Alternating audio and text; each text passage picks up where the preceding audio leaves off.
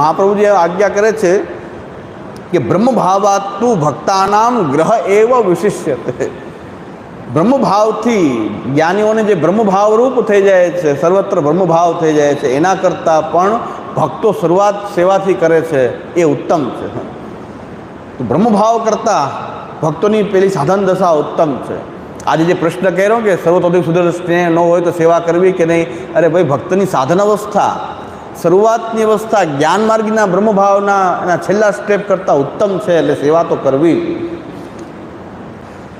પણ ગુણગાનમાં બે વસ્તુની પરેજી રાખવી જોઈએ. અમત્સરે અલુબ્ધૈશ્ચ. બે વસ્તુની પરેજી રાખો તો ગુણગાન જે છે એનું સ્વરૂપ પ્રકટ થાય. એક તો અમત્સરે, કોઈની દેખાદેખી ચર્ચાચર્ચીમાં એ કોઈની માત્સર્ય ગુણથી દોષથી ગ્રસિત થઈને ભગવદ્ ગુણનું વર્ણન ન કરવું જોઈએ કે વાં ભગવદ્ વાર્તા થાય છે એટલે હું કરીને બતાવું. ઓલા ભાઈને 5-10 વૈષ્ણવ જાય છે તો આપણે પણ એના કરતાં વધારે હું બતાવું. તો એને તમે માત્સર્ય દોષથી ગ્રસિત થઈને ભગવદ્ વાર્તા કરશો તો ગુણગાનનું ફલ પ્રાપ્ત નહીં થાય.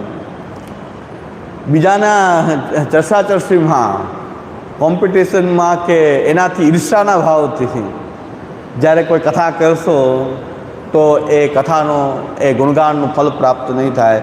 અને કોઈ ભક્તિ દ્રઢ થાય એના સિવાયના કોઈ હેતુથી જો ગુણગાન કરવામાં આવશે, કોઈ લોભ લાલચથી કે પૈસા લઈને ફંડ ફાળો કે કોઈ લોભ લાલચ કરીને કે ફંડ ફાળો વગેરે પણ સિદ્ધ થાય એટલા માટે છે તો ગુણગાનનું ફલ ન થાય. એટલે આ બધા સત્સંગ મંડળ છે, પુરુષોના સત્સંગ તો ઓછા છે, પણ મહિલાઓના સત્સંગ મંડળ બહુ હોય. ખૂબ બધા ઢોળ પદ બોલે, પણ વચ્ચે પૈસા ભેગા કરવાનું રાખે એટલે પૂરું થઈ ગયું. ખાલી તાલી પાડીને પાછા આવે કરે, તાલી પાડે બધું કરે, પણ પૈસા ભેગા કરવાનું. સત્સંગમાં પૈસા ભેગા કરવાનું. એનાથી અમે ગૌ સેવા કરશું ને એનાથી આ સેવા કરશું ને, ભાઈ એના માટે ગુણગાનને હેતુ બનાવશો તો ખાલી તાલી પાડવાનું થશે, એમાં ગુણગાનનું કોઈ ફલ પ્રાપ્ત નહીં થાય. તો ગુણગાનમાં પૈસા ભેગા કરવાનું શું કારણ છે? એટલે મહાપ્રભુજી કહે છે કે ભાઈ ગુણગાનની અંદર આ બે દોષ જે છે, અમત્સરે અલુબ્ધૈશ્ચ, કોઈ લોભ.